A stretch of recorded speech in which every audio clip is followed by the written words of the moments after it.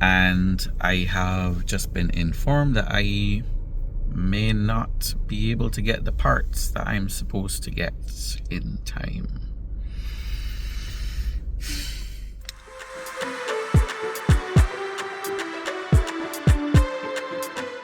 One week later. Hi. So just, we know we left off the last video on a cliffhanger, I would say, because we weren't going to be able to get the equipment that we needed to do the rally in time. So an update, through a lot of begging and borrowing, no stealing, just begging and borrowing, among the Bima Cup community and even rallying community in Barbados in general, we have managed to secure everything that we need to get to Martinique. So I'm eternally grateful for those people who have sent me messages, those who have actually come through and managed to borrow some stuff. So that is great. That's the biggest hurdle over with. Because really and truly, you can't do much more planning unless you know that you are physically able to go. So now that that is out of the way, the flights were already sorted. So that is a load off of me. I wasn't planning the flights, but now I was able to plan the accommodation. And to tell you the truth, I'm a little bit tired of Airbnb people. We're moving as a block. So a block of 8 of us are going together as a team. So we're going to stay in one place. And with the Airbnbs, you have to reserve it. And then the owners of the properties have 24 hours to get back to you to let you know if the property is available and if they will take it. So some of them just never got back to you in time. They have, like I said, they have 24 hours, and after that, the reservation expires. So I ended up with, I think it was the 3rd on my list. Yeah. So not the best place that we wanted to stay, but somewhere that's still pretty close. Like 10 minutes drive away from Park for me and stuff. So still relatively close. And pretty much when you take the cost of the property and divide it between 8 people in 6 days, it works out very affordable.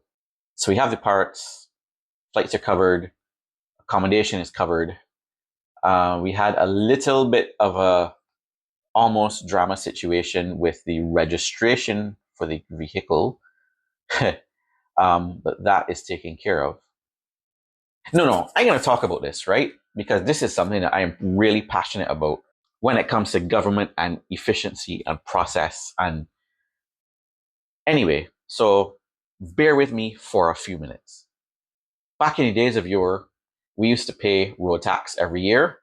And every year you had to go into government office, stand up in a line, pay your road tax, and that was it. So after that, the government got rid of road tax and put it into 2, and after that happened, then they didn't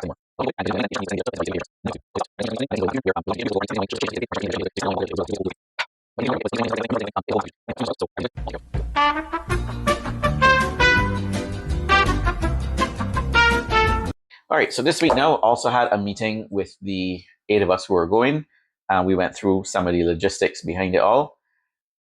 One of the main things is you're in France, it's French, so you know the language. Nobody knows how to speak French.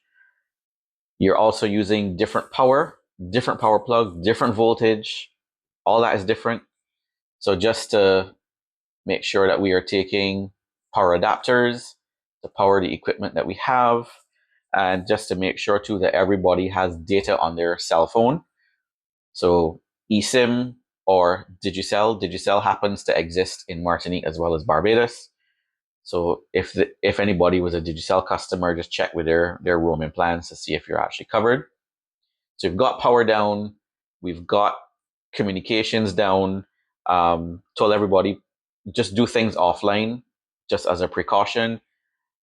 Save all the pins of the service area, the hotel, everything into Google Maps, and save the Martinique map offline so that if you lose data, you can still navigate and get around. Download the French language in Google Translate, put that offline. So again, you lose data, you can still type back and forth between somebody to understand and have a conversation. And also put stuff in Google Drive offline, so the road book and all those kind of thing. Again, if data goes out, you still have your road book, you still have your travel documents and everything, so you can still function. And then something else that is different from Barbados is the concept of part for me and this one service.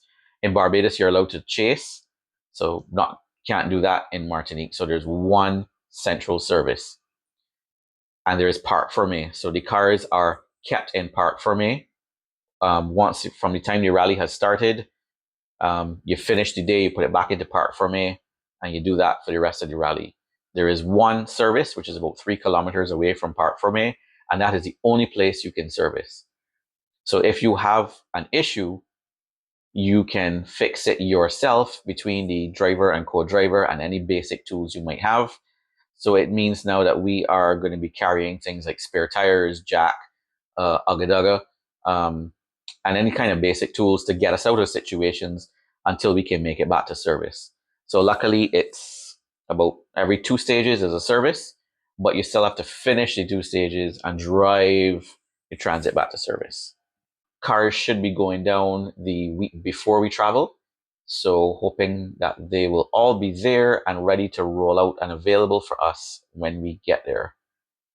As another team member put it, we're excited and we're nervous and anxious all at the same time. So for sure, I'm looking forward to it. I know Christina is as well. So yeah, let's get going.